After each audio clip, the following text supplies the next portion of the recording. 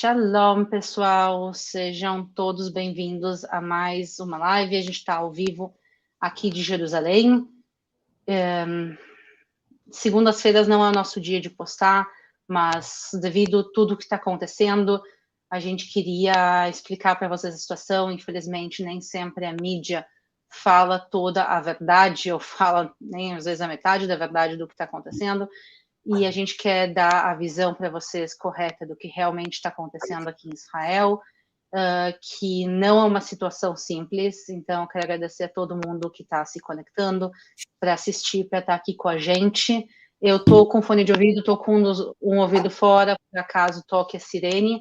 A gente tocou a sirene agora há pouco, aqui há menos de uma hora em Jerusalém. Então, caso toque a sirene, eu peço desculpas, mas eu vou ter que interromper a live caso isso aconteça.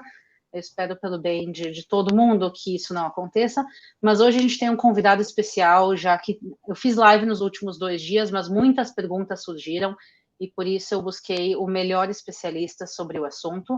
Eu quero convidar agora para participar com a gente o André Lage.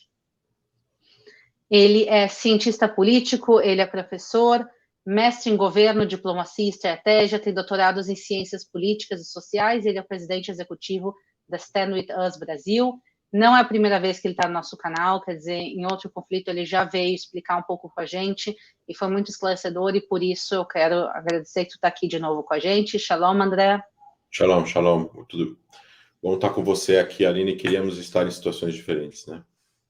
Sim, um dia eu quero que tu venha aqui para o canal, participe de uma live para contar coisas boas e boas notícias, mas infelizmente Israel nas últimas 48 horas está vivendo uma situação muito, muito difícil, e eu queria que tu, que é especialista no assunto, contasse um pouco para o pessoal. Quer dizer, vamos, para quem não sabe exatamente o que está acontecendo, no sábado às 6:30 da manhã, horário de Israel, houve um grande ataque organizado do Hamas contra Israel, um ataque tanto por terra como por mar como por ar, e pegou Israel de surpresa. E a pergunta primeira que eu queria fazer para ti, André, é por que esse ataque aconteceu? Quer dizer, da onde isso começou? Por que justamente agora? Bom, Aline, o Hamas é um grupo terrorista. Os grupos terroristas sempre têm como missão cometer atentados e ganhar prestígio, poder, momento, atingir objetivos ideológicos. O Hamas funciona muito como uma organização que trabalha com uma guerra psicológica. E dentro dessa guerra psicológica, o Hamas também precisa fazer uma guerra psicológica interna dentro da sociedade palestina. A sociedade palestina está estagnada num processo de paz que nunca foi para frente com Israel, e sucessivos governos de Israel não continuaram o processo de paz com os palestinos por muitos motivos desde 2014, né? Foram as últimas negociações, 2013 e 14. E desde então teve vários conflitos. Além disso, o Hamas não faz parte do espectro político palestino que negocia com Israel, conversa com Israel, dialoga com Israel para tentar que se chegue ao fim, a uma resolução de 2 estados ou qualquer outra resolução que pudesse pôr fim definitivamente ao conflito palestino-israelense que já dura muitos anos. Então, assim, o Hamas,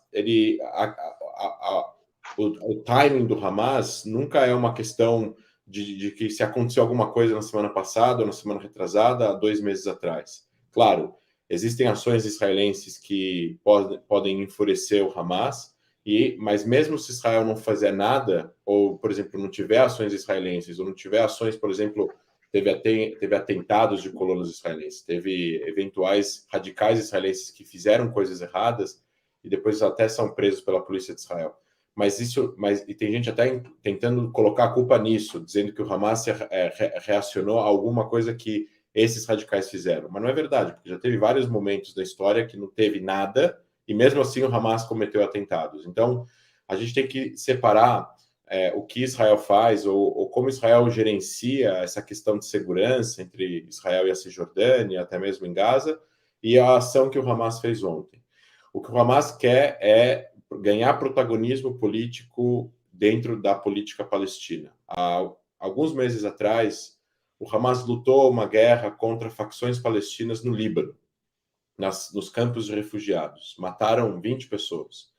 Então, o Hamas está tentando cada vez mais, nos últimos 15 anos que ele controla Gaza, 16 anos, ser a facção mais importante na política palestina, ganhar estrutura, ganhar poder, ganhar território, ganhar prestígio, ganhar dinheiro e ganhar o apoio da população palestina, a fim de, no final das contas, fazer com que a autoridade palestina, controlada pelo Fatah e pelo presidente palestino Mahmoud Abbas, caia.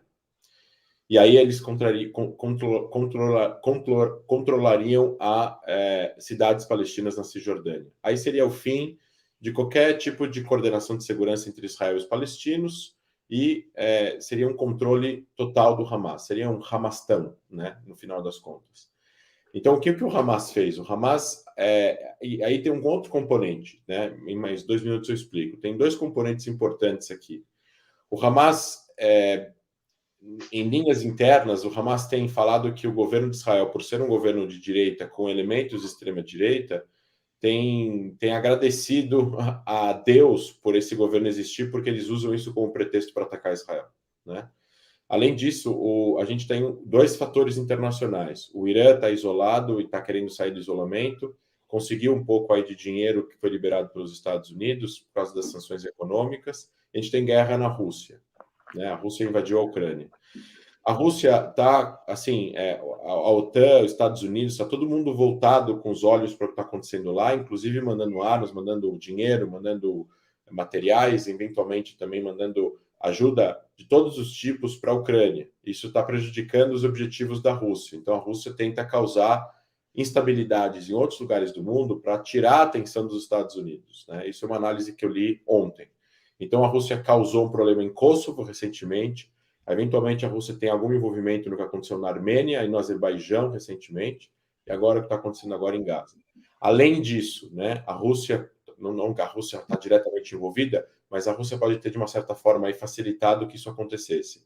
Aí, além disso, nós temos a ideologia iraniana, né, a ideologia dos ayatolás, né, a Revolução Islâmica no Irã transformou o Irã numa ditadura religiosa, o regime iraniano, né, não o Irã povo, mas o regime iraniano, eles apoiam financeiramente o Hamas e a Jihad Islâmica, e aí está saindo já em todos os jornais que o Irã autorizou e ajudou logisticamente e militarmente o Hamas cometer o que cometeu ontem. Então, parece que o Irã ajudou, de uma certa forma, uma guerra eletrônica que fez com que os sistemas de aviso, de alerta de Israel ficassem inoperantes por um certo tempo, e é nesse momento que eles, onde o exército israelense ficou cego, e nessa cegueira eles invadiram a fronteira e entraram dentro de Israel e cometeram essa barbárie, que é o pior atentado terrorista da história de Israel.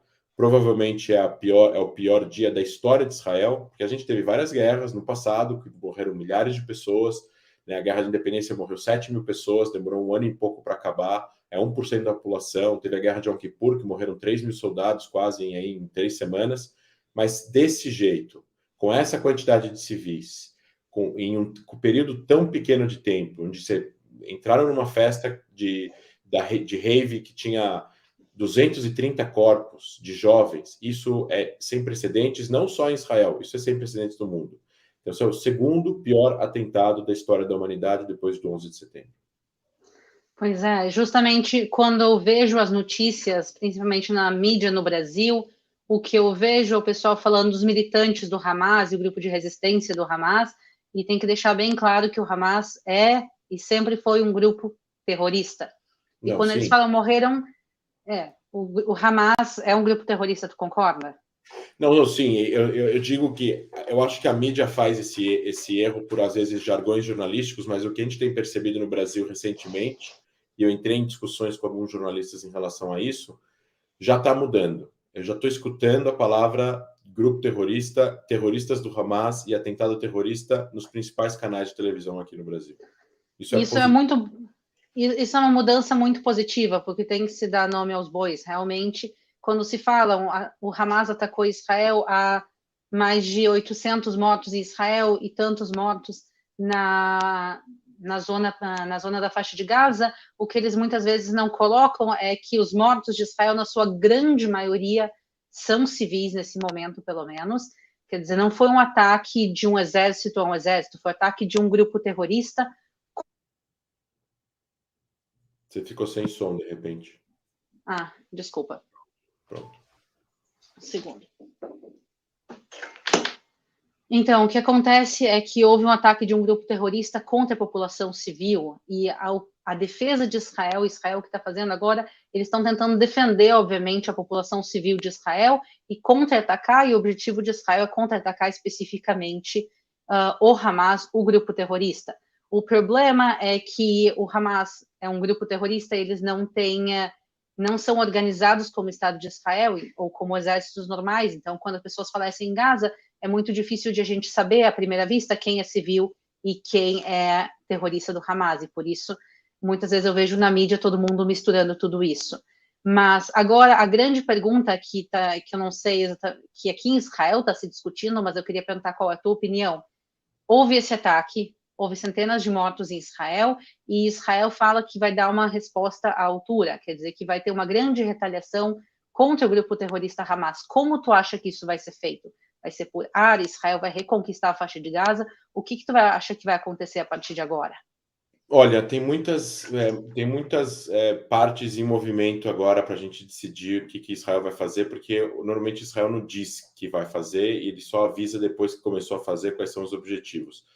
Eu acho que o que Israel vai fazer vai ser a destruição total da infraestrutura militar do Hamas, por ar, o máximo que conseguir.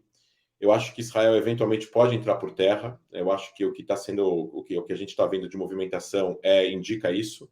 Apesar de que talvez é isso que o Hamas quer, é que Israel entre por terra para tentar matar o máximo de possíveis de soldados. A gente sabe que é complicado, porque se entrar por terra numa região controlada por grupos terroristas, eles podem ter montado uma série de emboscadas lá dentro para conseguir, porque eles estão entrando no teu território, então você sabe mais do território do que eles.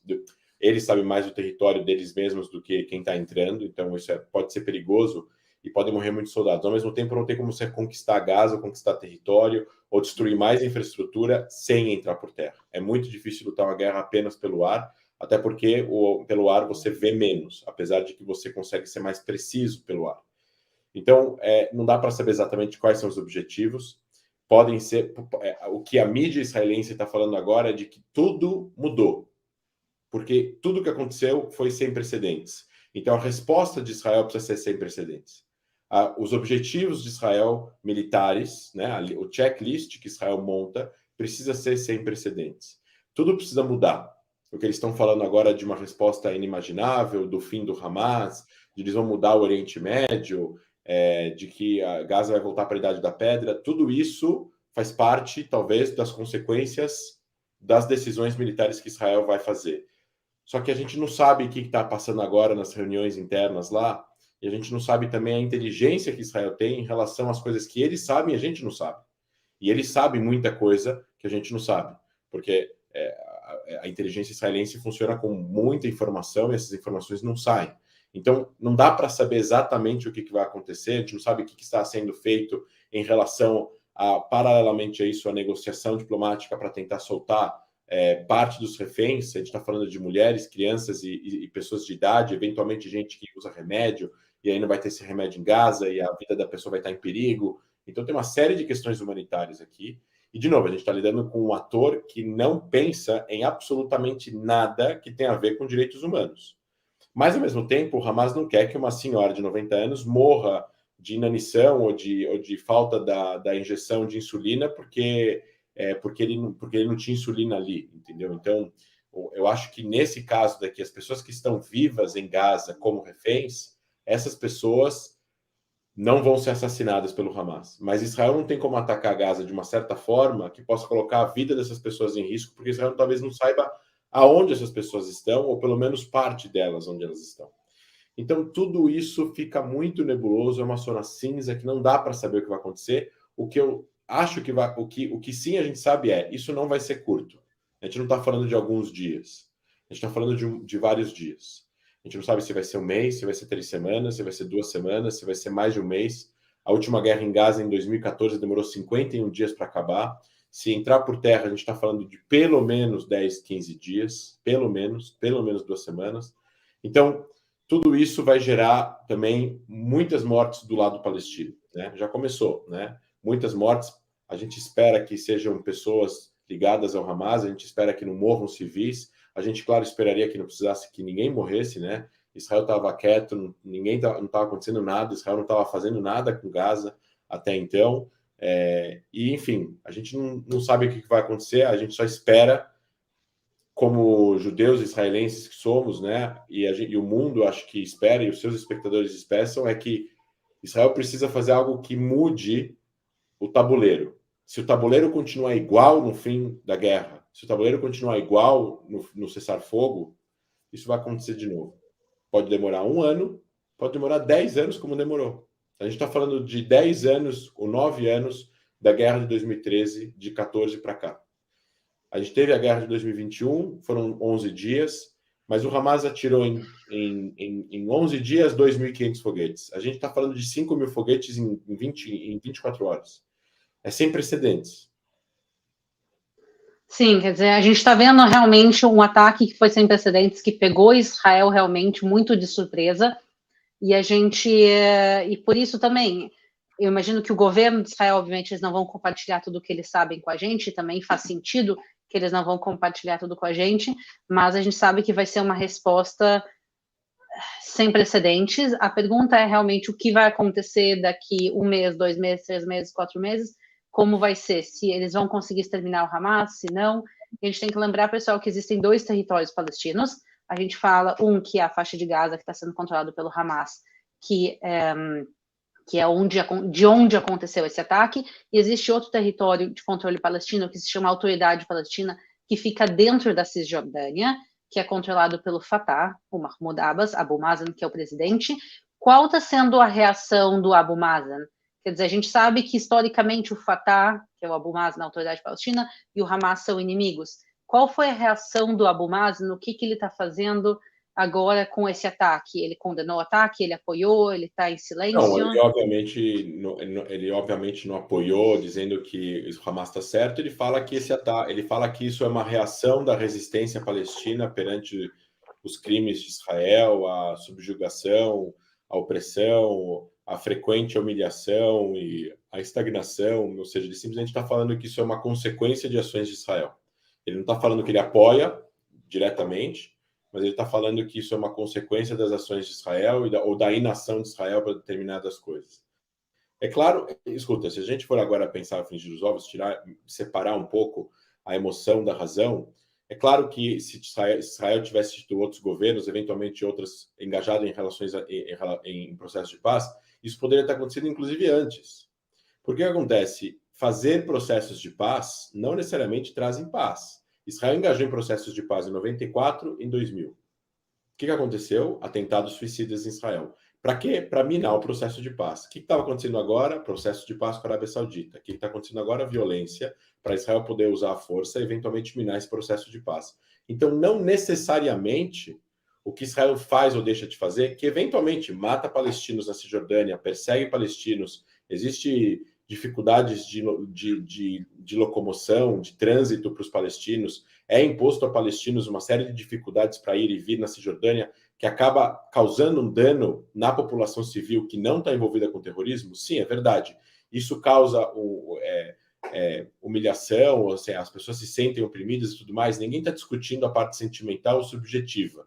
Mas daí para você fazer uma ação por causa disso e dizer que se você não fizesse a ação não existiria, a segunda parte da equação não existe, porque já teve vários momentos que isso não existia e mesmo assim teve violência. Então, a violência ela vem de um jeito ou de outro jeito. E aí, se ela vem de um jeito, eles usam uma justificativa. E aí ela vem de outro jeito e eles usam outra justificativa. E as duas eles vão falar que eles estão certos. Então não tem para onde ir. Não tem para onde sair. Sim, justamente, quer dizer, eles falam, por causa das ações de Israel, isso aconteceu. Justamente isso aconteceu. Qual ação que Israel estava fazendo? Justamente Israel estava num processo de paz. Para quem não sabe, pessoal, Israel nos últimos anos começou a fazer paz com vários países árabes, se chamam os Acordos de Abraão. Israel fez com Bahrein, com os Emirados Árabes, se fez com o Sudão, com Marrocos. Vários países começaram a ter acordos com Israel, além da Jordânia e do Egito, que já tinham há vários anos. Então, Israel está ampliando as relações diplomáticas, relações de paz com vários países, e agora Israel estava negociando um acordo de paz com a Arábia Saudita, que é, sem dúvida nenhuma, o país mais influente do mundo sunita, que também o Hamas é um grupo sunita. Então, quer dizer, a maioria do mundo muçulmano vê a Arábia Saudita como um centro. Lá fica Meca, lá fica Medina, as cidades sagradas do Islã ficam, as duas cidades mais sagradas do Islã ficam na Arábia Saudita, e o Hamas viu que eles estavam que a causa palestina não estava sendo a prioridade, que a prioridade de Israel era e ainda é fazer acordo de paz com os países. A gente viu coisas que realmente não sem precedentes. Ministros israelenses foram para a Arábia Saudita. Então, coisas realmente muito boas nesse sentido estavam acontecendo. A pergunta que eu queria te fazer, André, tu acha que isso vai realmente impedir o processo de paz com a Arábia Saudita, vai atrasar, ou vai acontecer da mesma maneira? Porque, no final das contas, se a gente pensar não agora, para esses meses de conflito, se a gente for pensar a longo prazo, como o Oriente Médio vai se parecer daqui a alguns anos, tu acha que o acordo de paz, ele sim vai conseguir acontecer? Eu acho que sim, porque eu acho que é um caminho natural das coisas. Existem muitos interesses envolvidos dos Estados Unidos e da Arábia Saudita em relação ao que ela vai receber dos Estados Unidos, ou seja, ela não está entrando num acordo de paz e normalizações das relações com Israel, porque os sauditas passaram a amar os judeus e Israel, mas existem interesses envolvidos. Eles respeitam Israel está aí para ficar, ninguém vai destruir Israel, eles querem ter relação diplomática com todo mundo, eles não querem estar isolados, e se eles conseguirem o que eles querem, que é um pacto de militar de segurança com os Estados Unidos, o aumento da quantidade de armas que eles podem comprar, armas mais sofisticadas, desenvolver uma série de tecnologias dentro da Arábia Saudita, isso pode ajudar. E se para os Estados Unidos coloca como condição fazer relações com Israel, é uma negociação onde tem muitos interesses envolvidos. Não é apenas paz porque teve guerra antes, né? Estados Unidos, Israel e a Arábia Saudita não lutaram guerras. A Arábia Saudita ajudou a guerra de Yom Kippur, mandando soldados ou forças ou dinheiro, mas não é a mesma coisa que o Egito ou que a Jordânia ou que o Líbano, onde teve várias guerras e tudo mais. Então, você tem razão. No fim das contas, havia um movimento de paz acontecendo e, de repente, vem um grupo extremista e boicota esse processo de paz. Sim, porque, na verdade, o grande inimigo da Arábia Saudita é o Irã, que também é o grande inimigo de Israel. A gente tem que entender que o Oriente Médio ele é bem, bem complexo. Não é Israel contra os árabes, Israel contra o mundo muçulmano, não. Dentro do mundo muçulmano existem relações muito complexas entre os próprios países. Então, a Arábia Saudita que estava, ou que está, talvez ainda, fazendo negociações de paz com Israel, eles veem um grande inimigo deles, o Irã. Então, quando a gente vê o Irã preparando, por exemplo, uma arma nuclear, que eles estão fazendo, todo mundo sabe disso há anos, eles só não concluíram porque Israel impediu, mas quer dizer, quando o Irã conseguir completar uma bomba nuclear, essa bomba nuclear não vai ameaçar só Israel, ela vai ameaçar a Arábia Saudita e também vários outros países aqui da região. Então, às vezes, essa relação com a Arábia Saudita também vai fortalecer tanto Israel como a Arábia Saudita em defesa do Irã, que o Irã realmente está se fortalecendo agora. A gente vê que eles estão se aproximando dos Estados Unidos, eles têm o apoio da Rússia, a gente está vendo o fortalecimento do Irã, e isso realmente ameaça a paz de todo o Oriente Médio. Pessoal, para quem está chegando na live agora e não conhece, eu quero apresentar para vocês o André Lage. Ele é diretor executivo da Stand With Us Brasil, ele é cientista político. Eu queria, pessoal, André, se tu puder falar para o pessoal das redes sociais, que eu sei que tu está colocando notícias todo o tempo, mantendo todo mundo atualizado, então quem quer se manter atualizado depois da live, como eles podem te acompanhar? Perfeito. Primeiro, assim, Stand With Us Brasil é uma organização de educação, a gente tem um escritório aqui no Brasil, em São Paulo, a gente atua em todo o território nacional, educando as pessoas sobre Israel, então se você é professor universitário, professor de rede pública, escolas de ensino médio, a gente é uma organização de educação, então a gente dá aulas, palestras, seminários a respeito de Israel, política, né? A parte política, nós não fazemos a parte da Israel que a Aline faz, nós fazemos a outra parte, então a gente faz trabalhos bem complementares e a gente se ajuda bastante. Então, a Stand With Us, ela tem atuando no Brasil já há 6 anos, dando aulas, palestras, seminários. Se vocês tiverem interesse em ter contato com a Stand With Us, o meu Instagram é @AndréLaiste, André LAJST, tudo junto, no Instagram e também no Facebook, e também no Twitter. E a Stand With Us Brasil, é Stand With Us, tudo minúsculo, né? Stand With Us em inglês, fique conosco, _ Brasil. Aí vocês vão achar também as páginas da Stand With Us. Quem está assistindo a live pelo YouTube, pessoal, aqui na descrição também do vídeo tem todos os links, tanto para minhas redes sociais, como para as do André, como da Stand With Us Brasil. Então, quem quiser se manter atualizado, como o André falou, o meu assunto, normalmente, eu não gosto de falar de conflito, eu não gosto de falar de política. O meu assunto é turismo, arqueologia, história, a maravilha que Israel é no dia a dia, mas realmente a gente está vivendo dias sem precedentes, se pode dizer. Sem dúvida nenhuma, dos anos que eu estou aqui, a última guerra realmente que houve em Israel foi em 2006, que foi a Guerra do Líbano. Houveram operações em Gaza nesses anos, mas realmente o que a gente está vivendo dessa vez é uma coisa sem precedentes, e por isso a gente está aqui entrando para comentar com vocês. E a gente está falando todo o tempo do conflito entre o Hamas e Israel, quer dizer, um grupo terrorista atacando Israel. Israel agora está revidando. A gente tem problemas de pessoas que foram sequestradas e estão em Gaza, tem muitas pessoas desaparecidas. Mas uma coisa que se fala pouco, que eu queria que tu comentasse, André, é em relação ao Líbano, ao Hezbollah. Quer dizer, a gente não está em um fronte no momento, a gente está com o segundo fronte, que se tem medo que comecem ataques, que são ataques vindos desde o Líbano. Quer contar para o pessoal um pouco o que é o Hezbollah e o que eles fizeram nessas últimas 48 horas? Perfeito. O Hezbollah é o... Bom, só para explicar também o acrônimo, né? Pessoal, Hamas, em árabe, é uma sigla. A sigla de 4 palavras. Arakat Amukawa al-Islamiyya, que significa Movimento de Resistência Islâmica. 3 palavras.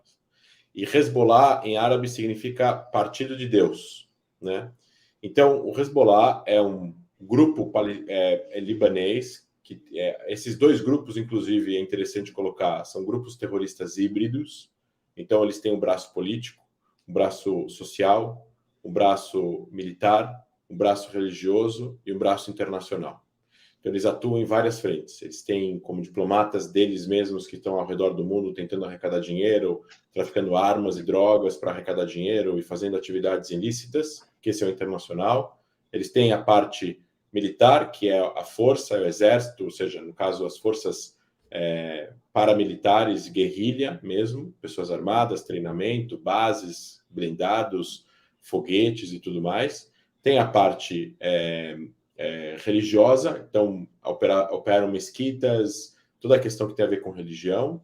Social, que é a parte de creche e tudo que é ajuda humanitária para eles mesmos, filhos de órfãos, filhos de pessoas que morreram em combate e tudo mais. E a parte política, que seria tentar ganhar espaço político no ambiente político onde eles estão. No caso do Líbano, o Hezbollah foi fundado em 82, né, com a ajuda iraniana. Depois da Revolução Islâmica do Irã, as guardas revolucionárias iranianas mandam pessoas para o Líbano e eles fundam o Hezbollah.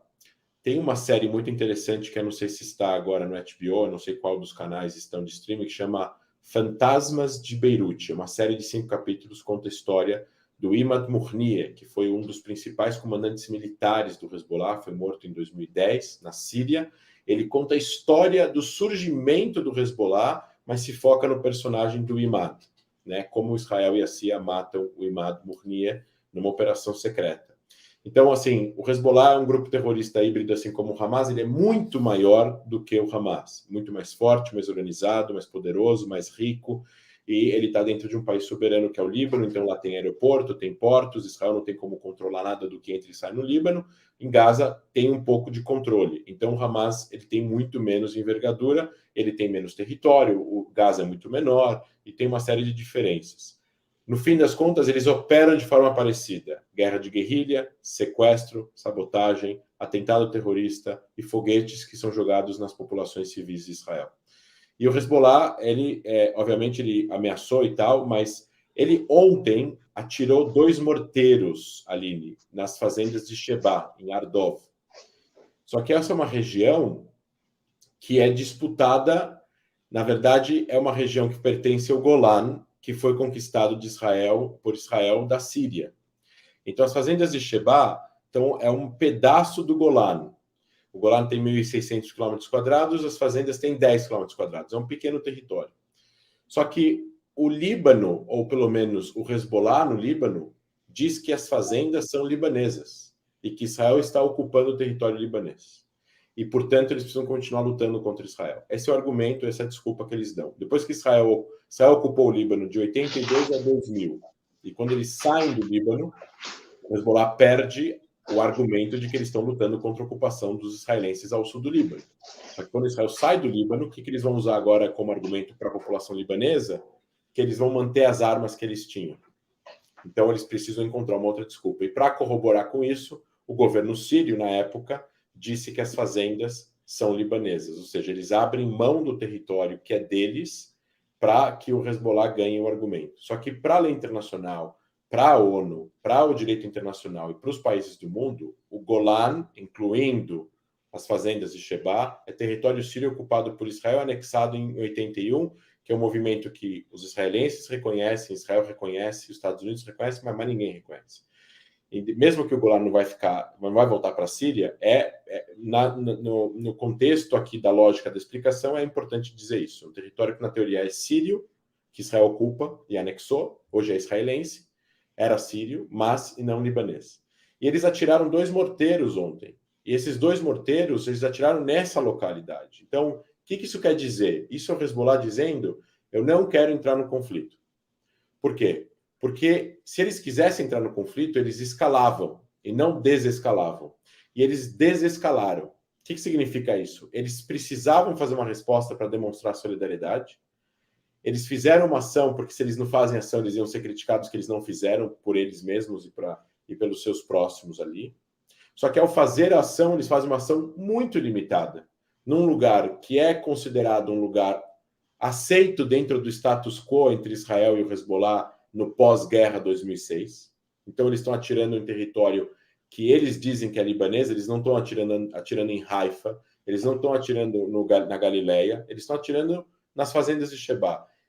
Não mataram ninguém, graças a Deus, e atiraram 2 morteiros, e não mísseis ou foguetes Katyushas, que é o que eles usaram na guerra de 2006.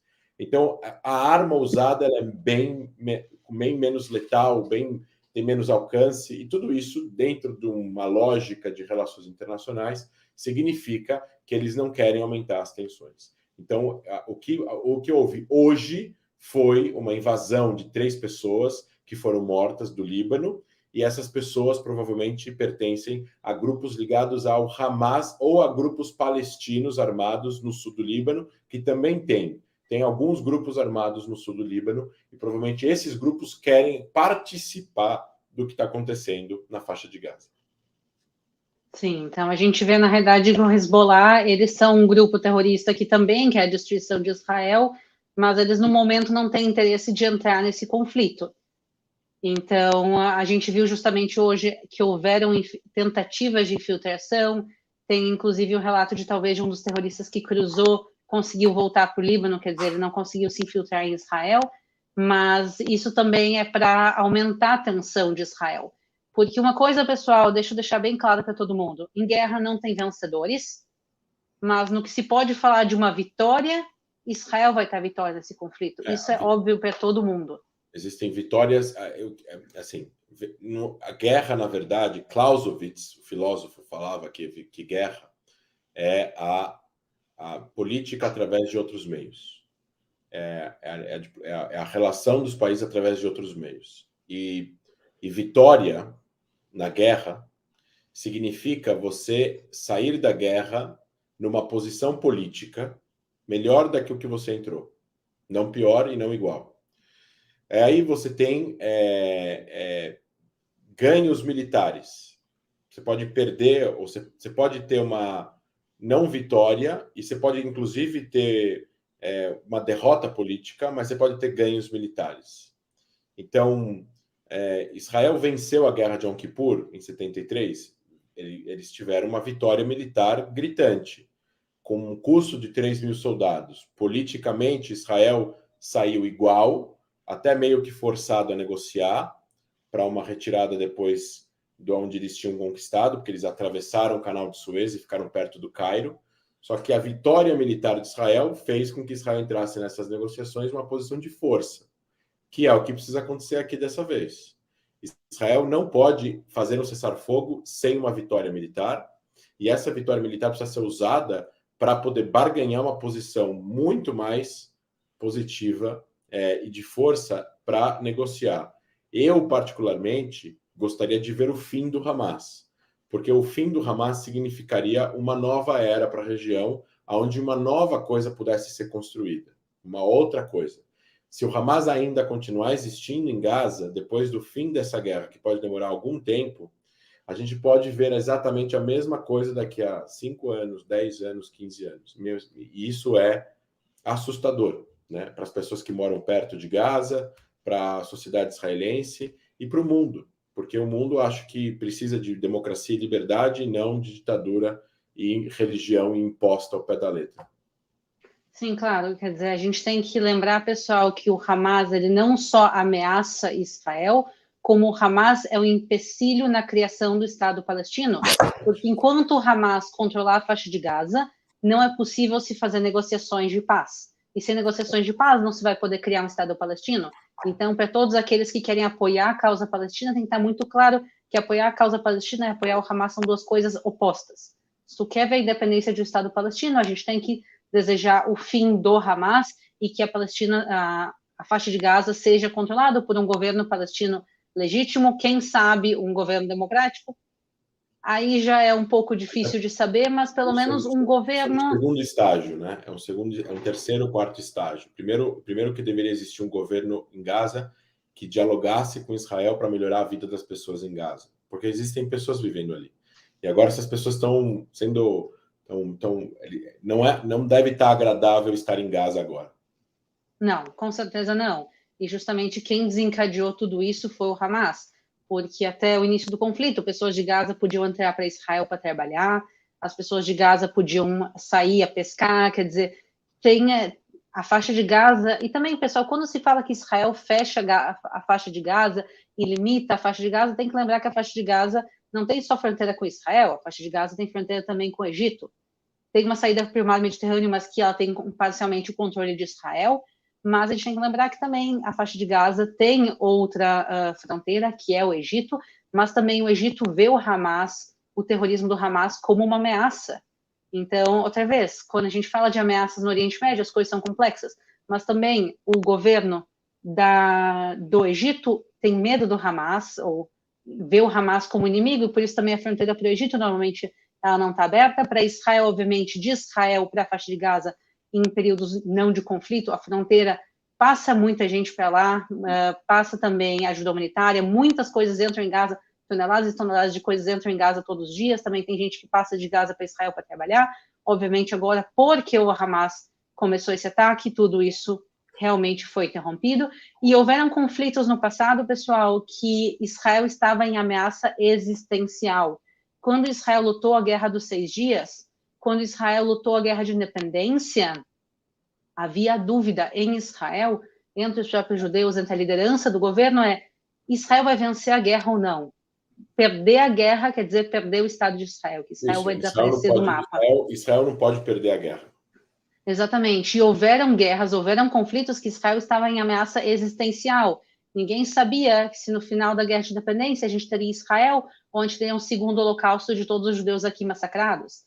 Então, graças a Deus, Israel venceu todas as guerras até os dias de hoje, mas isso nem sempre foi óbvio. O que é diferente desse conflito? Por mais que Israel foi pego de surpresa, e realmente eu vou te perguntar aqui um pouquinho sobre isso, mas Israel foi pego de surpresa, mas no final das contas a gente sabe que Israel sim vai sair vitorioso outra vez. Não há vitoriosos em guerra, mas na medida do possível Israel vai conseguir os seus objetivos de proteger a população israelense e causar um dano no Hamas.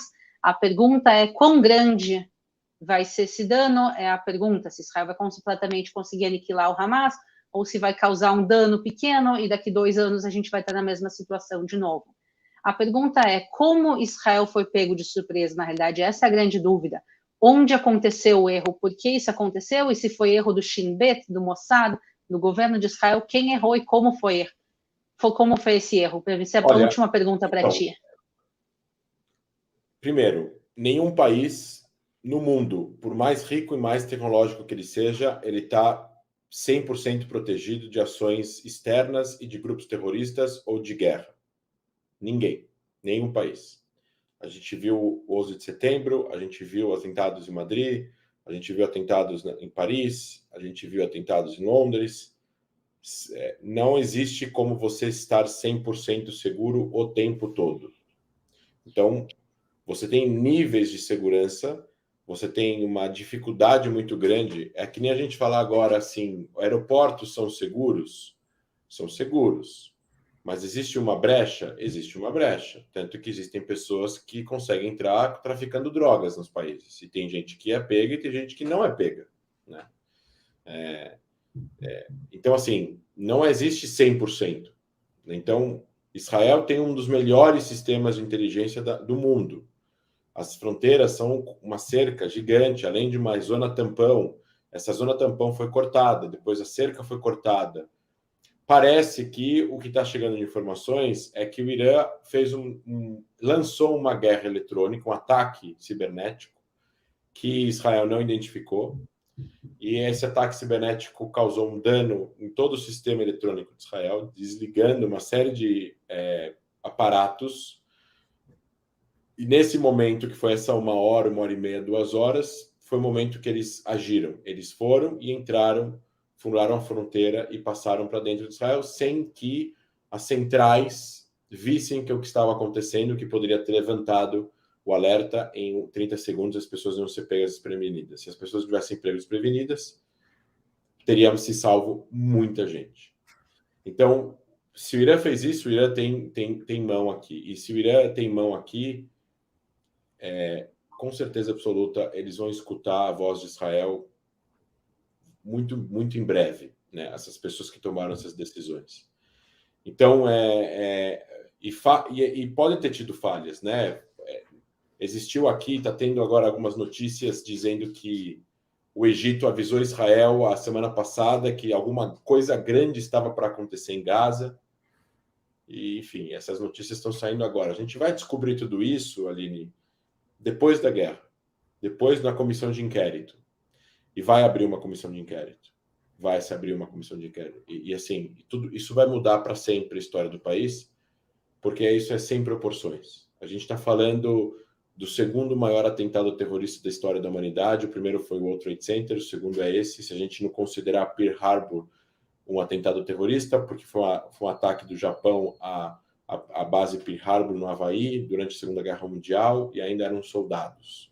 Mas lá morreram 4.500 pessoas ou 4.000 pessoas. Então, assim, contra civis, esse é o segundo maior atentado da história da humanidade. Realmente são dias muito tristes em Israel. Eu quero agradecer a todas as informações importantes que tu passou. Eu sei que tu está atualizando todo o tempo o pessoal no teu Instagram e nas tuas redes sociais. Então, pessoal, para quem quiser acompanhar o André, tá aqui na descrição do vídeo. Fala para o pessoal como eles podem te acompanhar também.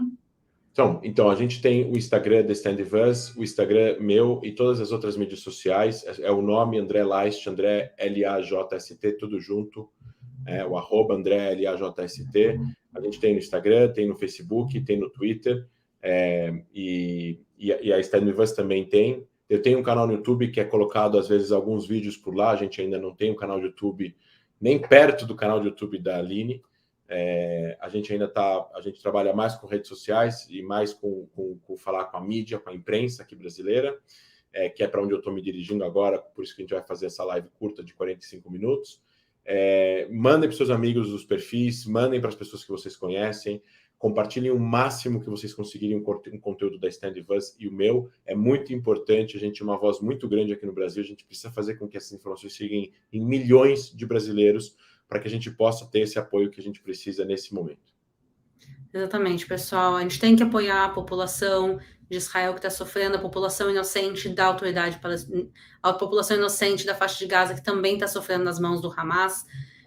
Também a população do Líbano sofre nas mãos do Hamas e do Hezbollah. Então, pessoal, vamos desejar a paz em Israel, a paz para os palestinos, que essa paz chegue logo. Acompanhem o André nas redes para e acompanhem pessoas sérias, porque tem muita fake news rolando, tem muita gente tentando manipular a verdade, colocar a culpa em Israel, e como a gente ouviu aqui, a realidade não é exatamente assim. Israel está sendo atacado porque o Hamas quer destruir Israel, e não porque Israel fez alguma coisa nesse momento. Então, André, eu vou te deixar aí, eu sei que tu é muito ocupado, eu agradeço a todo mundo que assistiu a live, e a gente se vê na próxima, não sei exatamente quando será, mas nos vemos na próxima. Tchau, Aline, obrigado.